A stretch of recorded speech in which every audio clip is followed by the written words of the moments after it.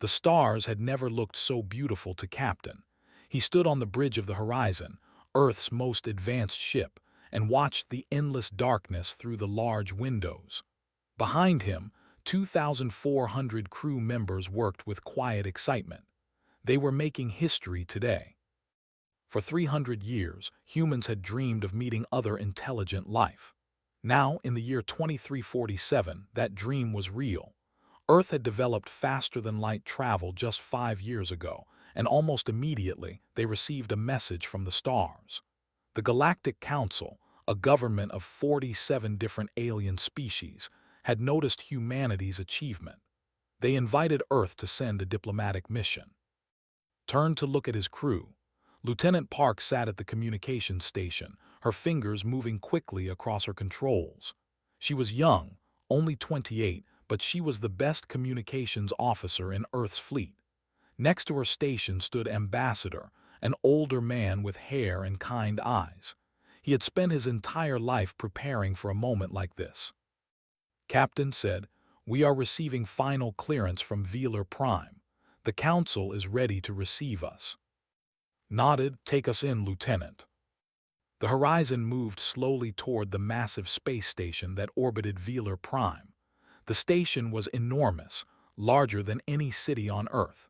Ships of all shapes and sizes floated around it, belonging to species that humans had never seen before.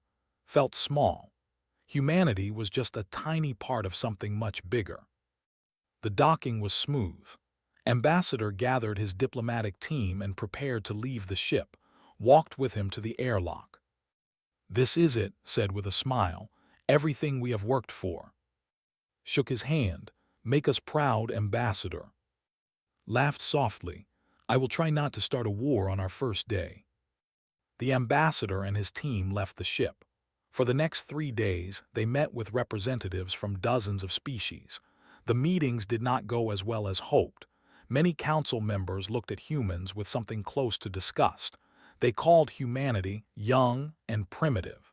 Some even said humans were too aggressive to be trusted. They were the worst. They were tall creatures with skin and 4 arms. Their representative, a high-ranking official named, barely spoke to the human delegation. When he did speak, his words were cold and insulting. "Your species has only had space travel for 5 years, said during one meeting. "My people have ruled the stars for 10,000 years. You are children playing with dangerous toys." Ambassador remained calm. He smiled and spoke politely, even when others were rude. But by the end of the 3rd day, everyone knew the truth. The Council did not want humanity as a member. They saw Earth as a small, unimportant world filled with violent creatures. On the 4th day, the Horizon prepared to return home. Ambassador was disappointed but not hopeless. "We will try again," he told Captain. "Change takes time." The ship undocked from the station and began to move away from Velar Prime, ordered his crew to prepare for the jump back to Earth. Everything seemed normal. Then's voice cut through the silence. "Captain, I am detecting multiple ships approaching at high speed." His blood went cold. "What kind of ships?" Checked her readings twice before answering. Her face had turned pale. "Warships, sir, 6 of them. They are charging weapons." "That is impossible," said. "We are leaving peacefully. There is no reason." The first blast hit the horizon before he could finish. The ship shook violently. Alarms screamed throughout every corridor. Grabbed his chair to stay standing. "Shields are failing," someone shouted. "Return fire," ordered. "We cannot, sir. Our weapons are not charged. We were in diplomatic mode." Another blast hit them. Then another. The Horizon was not a warship. It was designed for exploration and diplomacy. It had weapons but nothing that could fight off 6 military vessels. Watched his crew die around him. Explosions ripped through the bridge. Fire spread quickly. He could hear screaming from the lower decks through the communications system. "All hands abandon ship," he shouted. "Get to the escape pods now." But the ships were not finished. They fired again and again, targeting the escape pods as they launched. Most of them were destroyed before they could get clear. Lieutenant Park ran through the burning corridors. She had to reach an escape pod. She had to survive, not for herself but because she had seen something. Her station had recorded everything. The ship's signatures, the weapons fire, the complete and total attack on a peaceful vessel. She found a small pod in a maintenance section. It was old and barely functional, but it was her only chance. She climbed inside, uploaded the recording to the pod's memory, and launched. Behind her, the horizon exploded. Watched through her tiny window as the ship broke apart. 2,400 people had been on that ship. Her friends, her captain, ambassador, all of them were gone in a flash of light and fire. She tried to send the recording to Earth, but her pod's transmitter was weak. She managed to send only a partial signal before the power failed. Then darkness surrounded her, and she drifted alone in the cold of space. 3 hours later, a patrol ship found her pod. They dragged her aboard and threw her in a prison cell. She was the only survivor. On Velar Prime, the Galactic Council held an emergency meeting. High Commander, the same who had insulted humanity during the diplomatic talks, spoke to the assembly. "A terrible accident has occurred," he said, his voice full of false sadness. "The human vessel experienced a critical engine failure. We tried to help, but we were too late. We offer our deepest condolences to the people of Earth." The Council accepted this explanation without question. Humans were young and primitive after all. Of course their ship had failed. These things happened. They sent a formal message to Earth expressing their sorrow. They offered no investigation, no proof, and no justice. To them, 2,400 human lives meant nothing. Earth was just a small world on the edge of the galaxy, filled with aggressive creatures who would probably destroy themselves anyway. They had no idea what they had just started. Far away on a small blue planet, the partial transmission from Lieutenant Park's escape pod arrived at Earth's listening station. A young technician found it, played it, and immediately called his superiors. The recording was damaged and incomplete, but it showed enough: warships, weapons fire, murder. Within 1 hour, every government on Earth had seen the recording. Within 2 hours, the planet was united in grief. Within 3 hours, that grief began to transform into something else entirely. The Council thought humanity was too young and too weak to matter. They were about to learn how wrong they were. 3 months had passed since the horizon died in the cold darkness of space. On Earth, nothing was the same anymore. President Han stood at the window of her office looking out at the city below. Seoul had always been a busy place, full of noise and movement and life. But today, like every day since the attack, the city was quiet. Flags flew at half-mast. People walked slowly, their faces heavy with grief. Everyone knew someone who had died on the horizon. A friend, a family member, a neighbor. The ship had carried the best of humanity, and now they were gone. Closed her eyes and thought about the recording. She had watched it 100 times, the ships moving in formation, the weapons fire, the explosion, and the Council's response calling it an accident and offering nothing but empty words. Her hands tightened into fists. A knock on the door interrupted her thoughts. Her assistant entered and bowed slightly. "Madam President, Admiral Lee and Dr. Bay have arrived." Nodded, "Send them in." Admiral Lee walked into the room first. She was a tall woman with short black hair and eyes that seemed to see everything. She had served in Earth's space fleet for 30 years, and she had never lost a battle. Behind her came Dr. Bay, a thin man with glasses and messy hair. He was the lead scientist at Earth's most secret research facility. They sat down across from the president. No one smiled. There was nothing to smile about. "What do you have for me?" asked. Admiral Lee spoke first. "The nations of Earth have agreed to form the United Earth Defense Council. Old rivalries are forgotten. The Americans, Chinese, Russians, Europeans, Africans, everyone. For the first time in human history, we are truly united." felt a small spark of hope. That is good news. There is more, Dr. Bay said, leaning forward. Before the horizon was destroyed, our agents managed to copy large amounts of data from the Council's systems. Technology, ship designs, weapon specifications. We have been studying this data for years, but we never had a reason to use it. And now asked. Dr. Bay smiled, but it was not a happy smile. It was cold and sharp. Now we have Project Blackout. We have taken their technology and made it better, much better. Humans have always been good at one thing, Madam President: war. We have been fighting each other for thousands of years. Now we will show the galaxy what that means. He placed a small device on the table and pressed a button. A holographic image appeared, showing a sleek warship unlike anything Earth had ever built. This is the Eclipse-class destroyer, he said. It is faster than any Council ship. Its weapons can bypass their shields, and we can build hundreds of them. Admiral Lee added, we have already begun construction in secret. Hidden facilities on the dark side of the moon, inside asteroids, in places the Council will never look. In 18 months, we will have a fleet of 3,000 ships.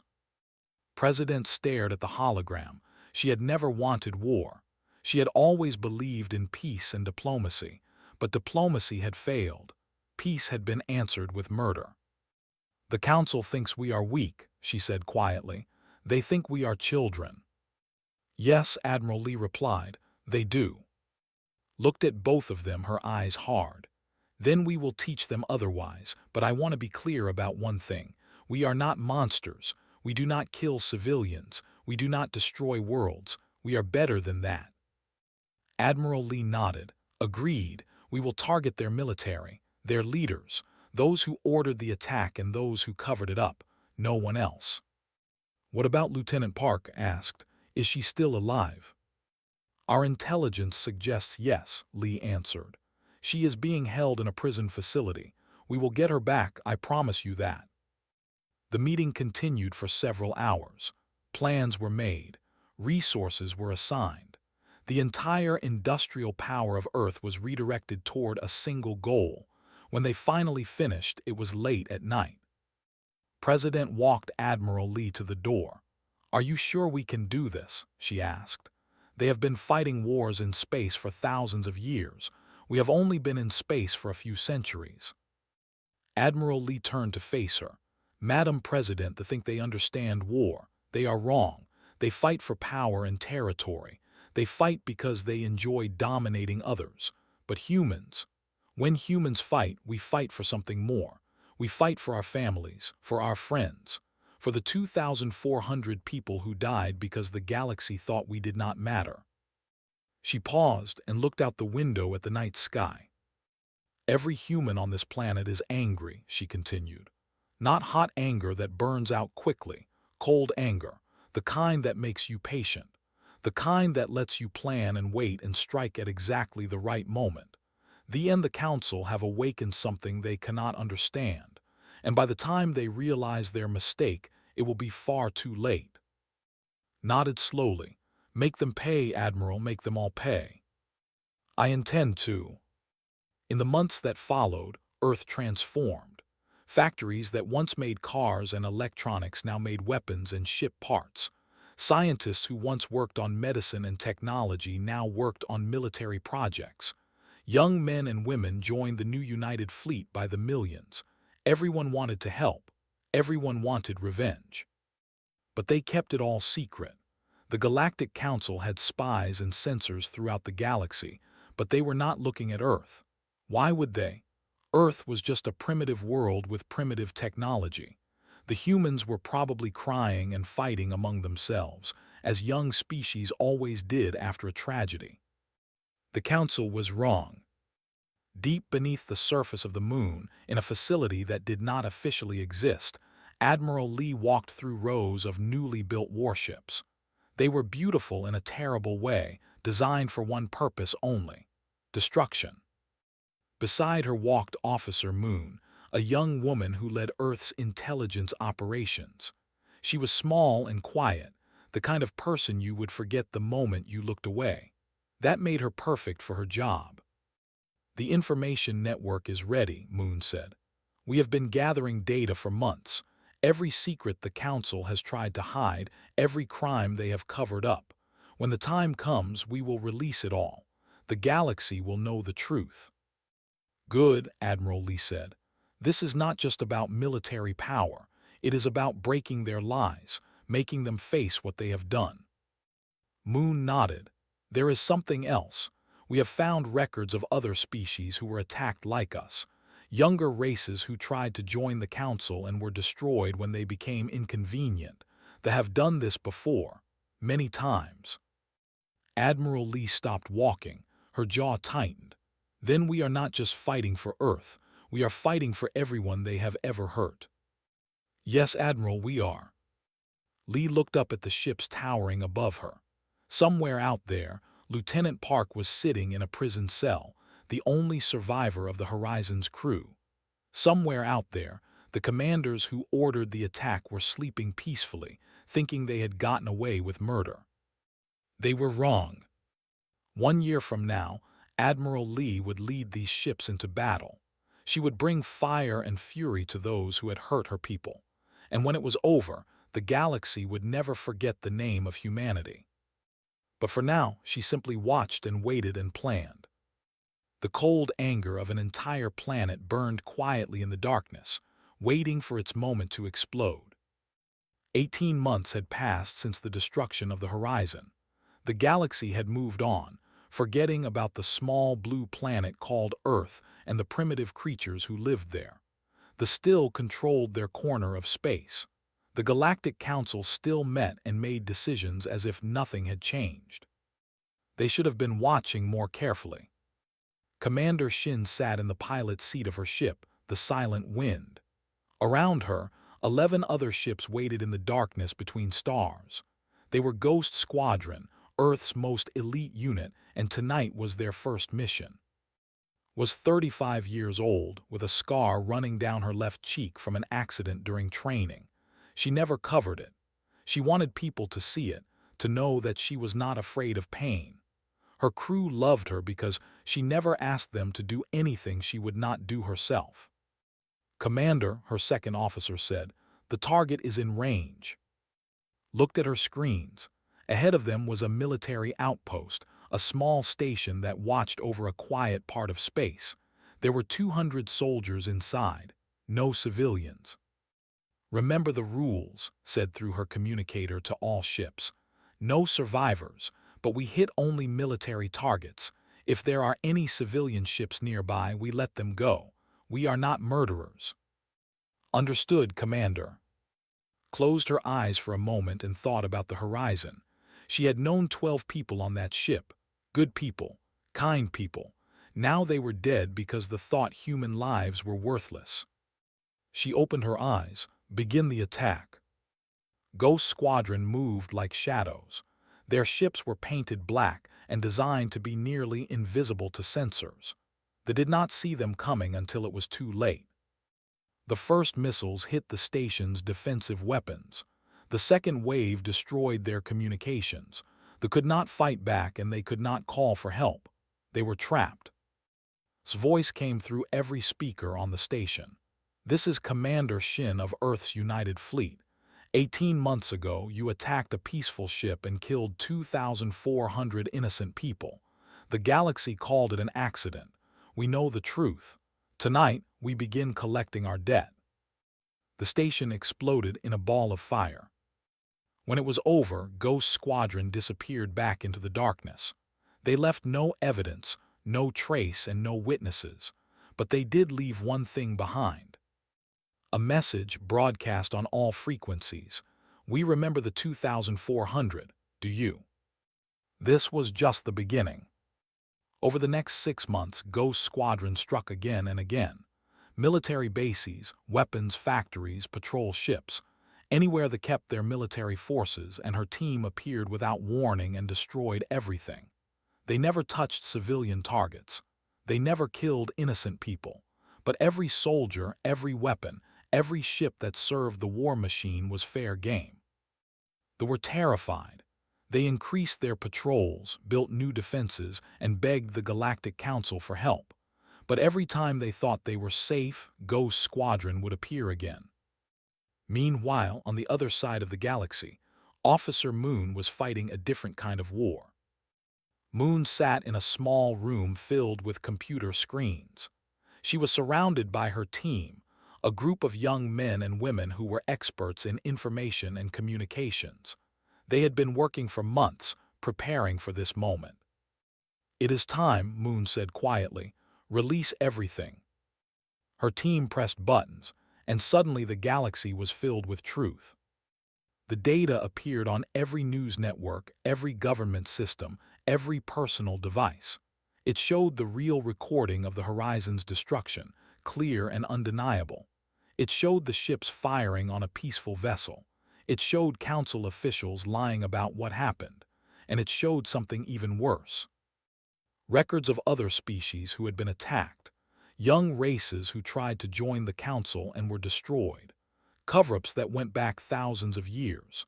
They and their allies had been murdering innocent species and hiding the evidence for a very long time. The effect was immediate. On dozens of worlds, people took to the streets. Species who had trusted the council for generations suddenly saw the truth. They had been lied to. They had been part of a system that killed innocent people. Some species were angry, others were ashamed, and some began to ask questions that the council could not answer. High Commander, the leader who had ordered the attack on the horizon, went before the council to demand action. "These are lies," he shouted. "Human propaganda, they are trying to divide us."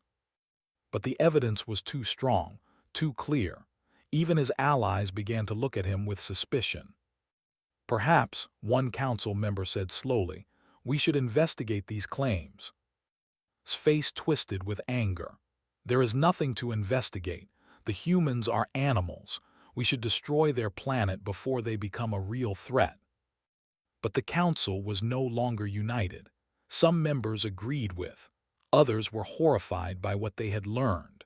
For the first time in thousands of years, the Galactic Council was divided.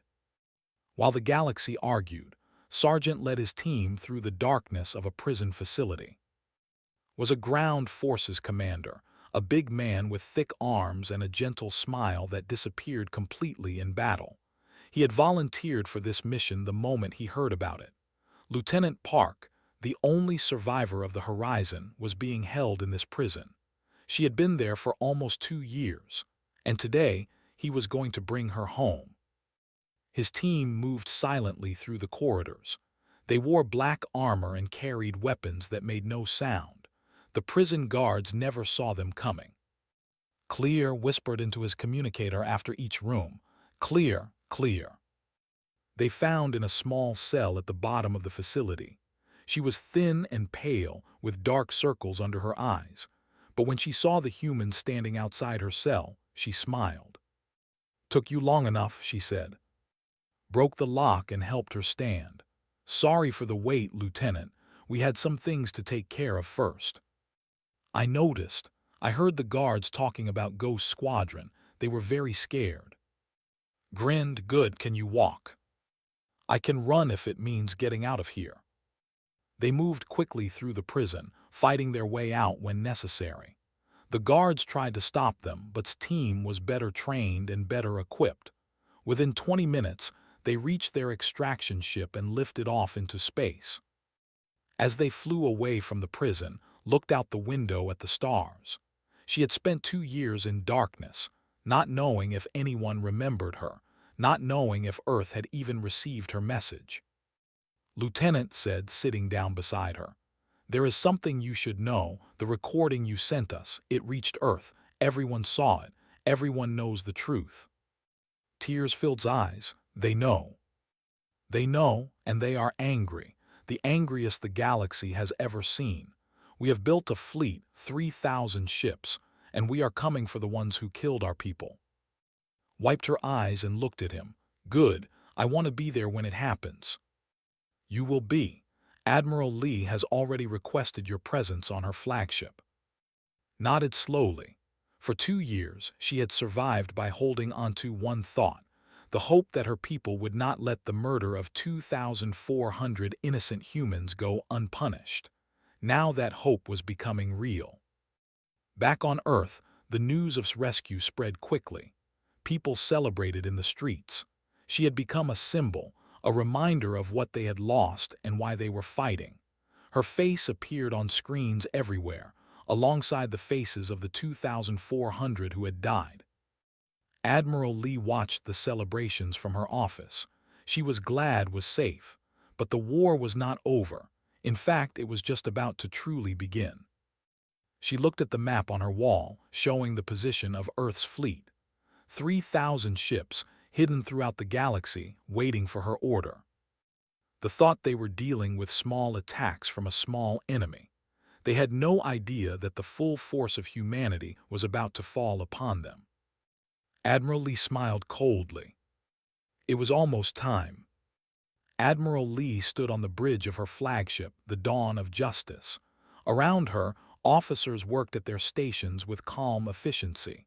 They had trained for this moment for 2 years. They were ready. Through the main window, she could see the edge of space. Somewhere beyond those stars was protected by the largest fleet in their history. 8,000 warships, gathered together to defend against the human threat. They thought their numbers would save them. They were wrong. Admiral, her communications officer, reported, "All ships are in position. The fleet awaits your command." Lee nodded, "Open a channel to all vessels." A soft tone indicated the channel was open. 3,000 ships, spread across dozens of positions, were now listening to her voice. "This is Admiral Lee," she began. "2 years ago, they killed 2,400 of our people. They called it an accident. They laughed at our pain. They thought we were too weak, too primitive, too unimportant to be a threat. Today, we show them how wrong they were." She paused, letting her words sink in. "We do not fight for conquest. We do not fight for territory. We fight for justice. We fight for the men and women who died on the horizon. We fight for every species that the Council has silenced and destroyed. Today, the galaxy learns what happens when you harm humanity." She straightened her shoulders. "All ships begin the attack." The human fleet moved forward like a wave of darkness. Their ships were smaller than the vessels, but they were faster, more agile, and equipped with weapons the enemy had never seen before. They detected them almost immediately. High Commander, leading the defense from his massive command ship, watched the human vessels approach on his tactical display. "Finally," he growled, "they have come to die. All ships destroy them." 8,000 warships opened fire. The space between the fleets filled with weapons fire, enough to destroy a small moon. Any normal fleet would have been wiped out in seconds. But the humans were not normal.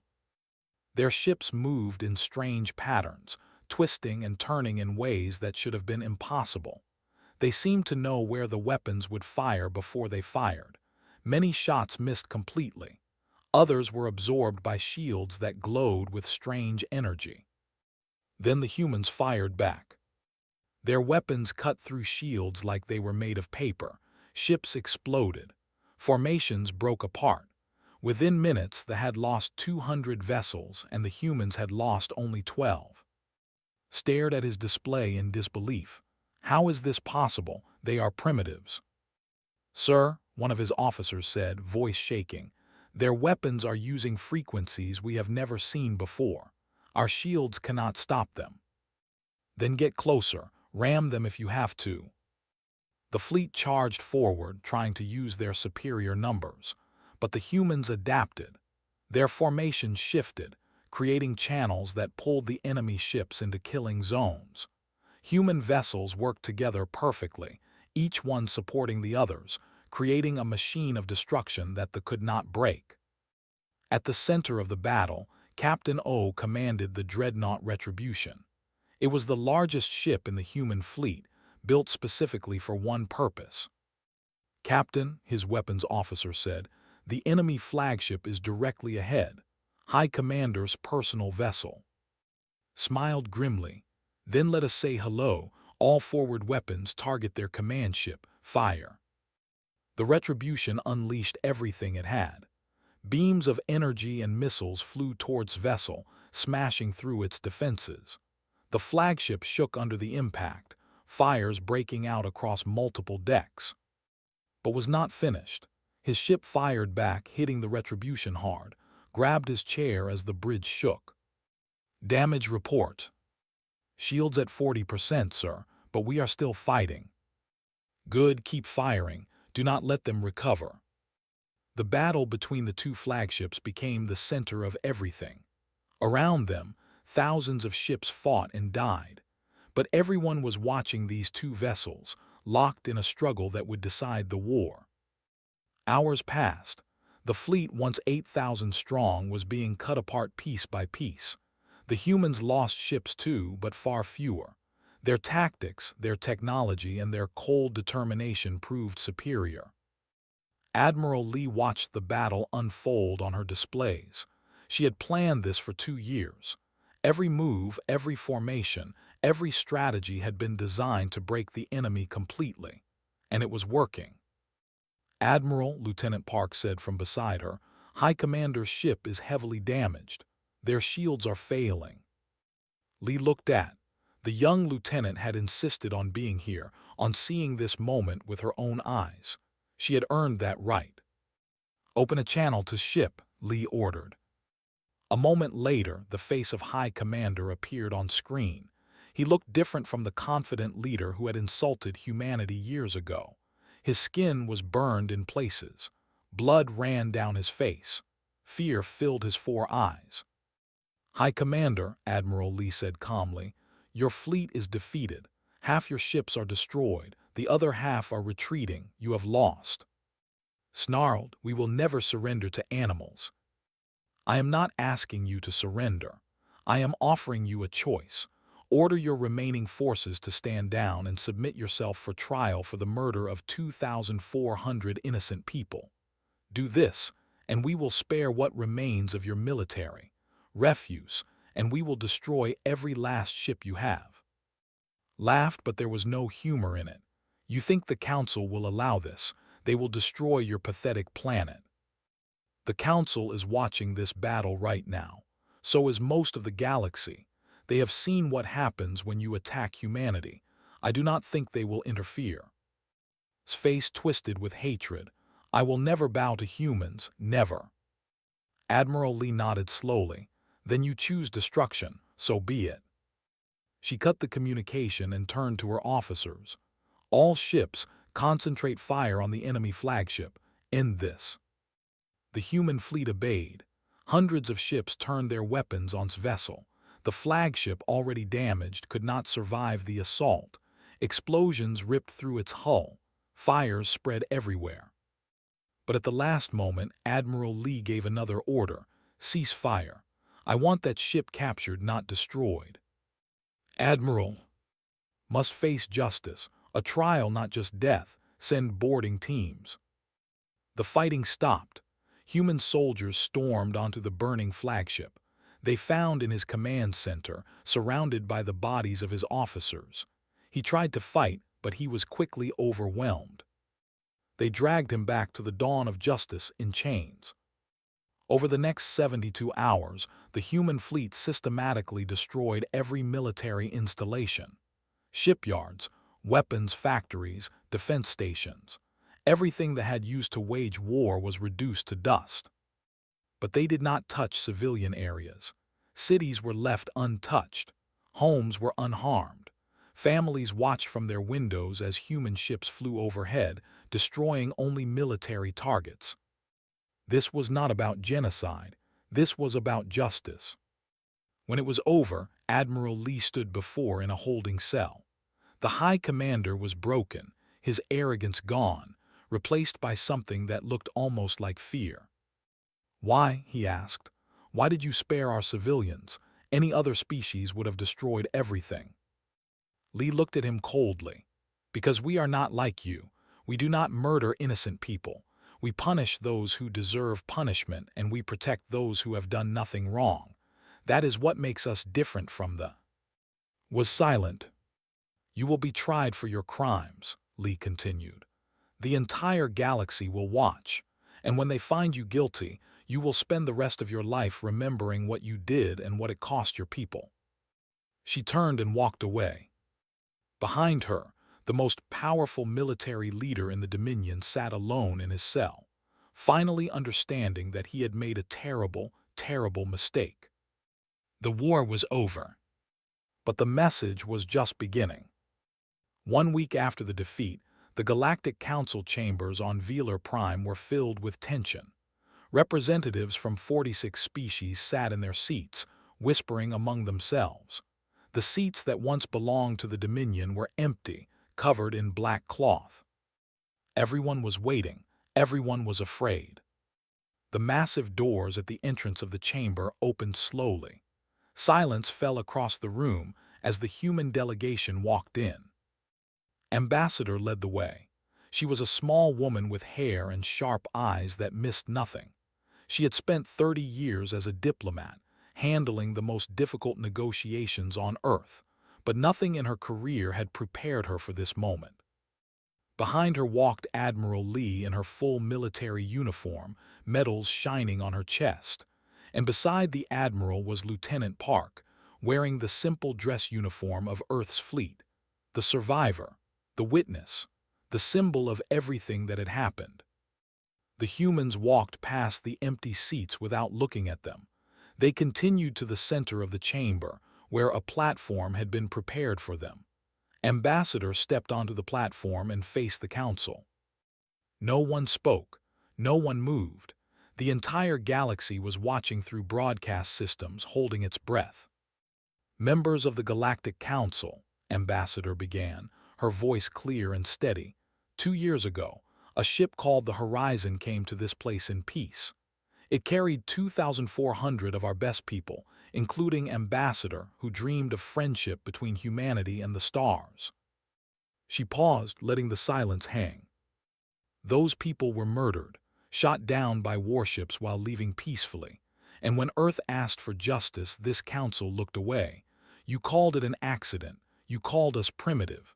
You thought we would cry for a while and then forget. Her eyes swept across the room. We did not forget. Several council members shifted uncomfortably in their seats. They remembered the recordings that Moon had released to the galaxy. They remembered the evidence of cover-ups and murders going back thousands of years. They remembered watching helplessly as the human fleet tore apart 8,000 warships in just 3 days. Earth has come here today to present our terms, Ambassador continued. These terms are not a request. They are not a suggestion. They are what will happen unless this council wishes to experience what they experienced. An older council member, a being from a species called the, raised one of his many hands. Ambassador, surely we can discuss this in a more civilized manner. They acted alone. The rest of us. The rest of you, Ambassador interrupted, her voice like ice, did nothing. You watched our people die and decided it was not important. You covered up the crime because humans did not matter to you. You are all responsible. They fell silent. Here are our terms, said. First, Earth will be granted full membership in the Galactic Council, with veto power equal to the highest-ranking members. Second, reparations will be paid to the families of the 2,400 who died on the Horizon. The amount will be determined by Earth, and it will be paid by every council member who voted to accept the lie. Third, a new charter will be written to protect younger species from attacks like the one we suffered. Any species that harms a peaceful younger race will face the same consequences as the. Murmurs spread through the chamber. These demands were unprecedented. No new member had ever been granted such power. No council member had ever been forced to pay reparations. Another representative stood, this one from a warrior species known for their pride. This is outrageous. You cannot come here and make demands. The council has rules, traditions. Admiral Lee stepped forward. In her hand was a small device. She pressed a button, and a voice began to speak through the chamber's speakers. Park Han Lee. The voice continued, naming every single person who had died on the horizon, one by one, slowly. Each name hung in the air like a ghost. The representatives fell silent. Some bowed their heads. Others looked away, unable to meet the eyes of the humans standing before them. The names kept coming. Park. 4 hours. That was how long it took to read all 2,400 names. No one moved. No one spoke. No one dared to interrupt.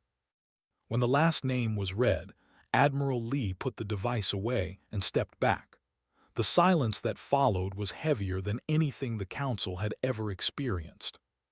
Then Lieutenant Park stepped forward.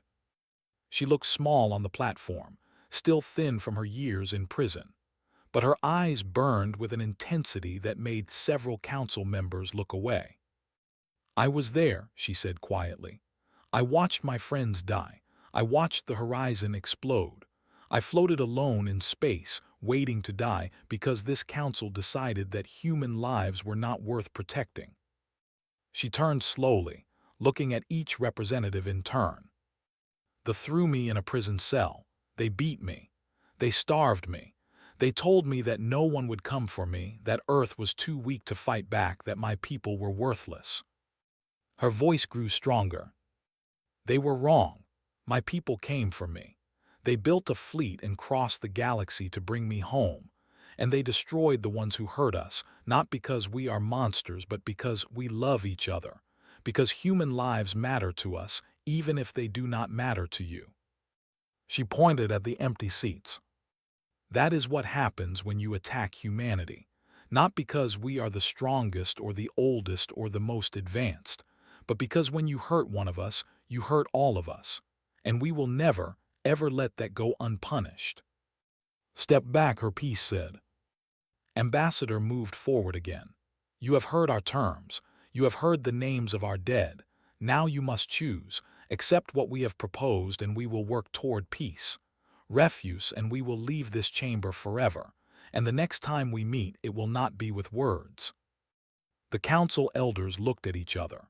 They saw the human fleet that waited outside their system, 3,000 ships that had proven themselves unstoppable. They saw the recordings that had turned public opinion against them throughout the galaxy.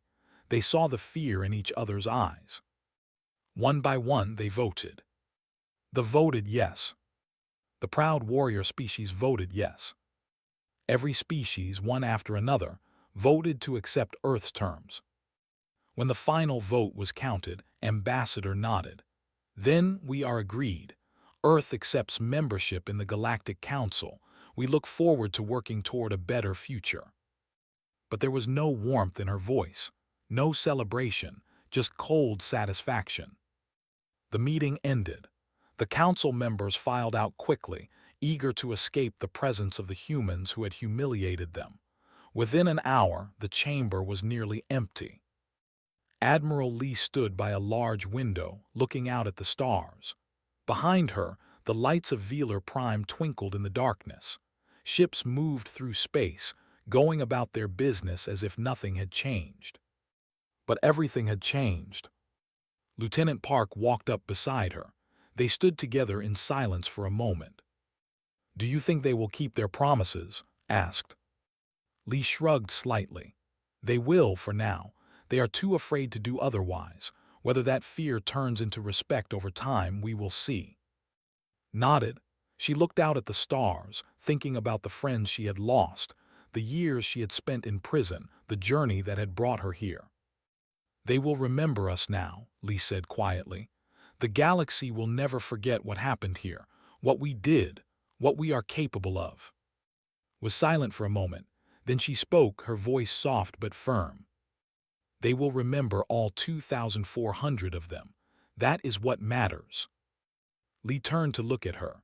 For the first time since the horizon's destruction, she smiled. Not a cold smile of vengeance, but something warmer, something almost like hope. "Yes," she agreed, "that is what matters." They stood together, two humans in a galaxy that had learned a hard lesson.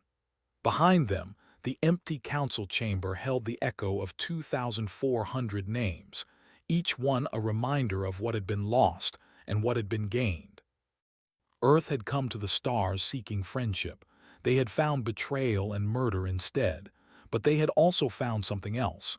They had found their strength, their unity, their purpose. The galaxy had tried to break them. The galaxy had failed. And now humanity would take its place among the stars, not as victims, but as equals. Not as children, but as a species that had proven itself in the most difficult way possible. The stars had never looked so beautiful to Admiral Lee. They were finally home,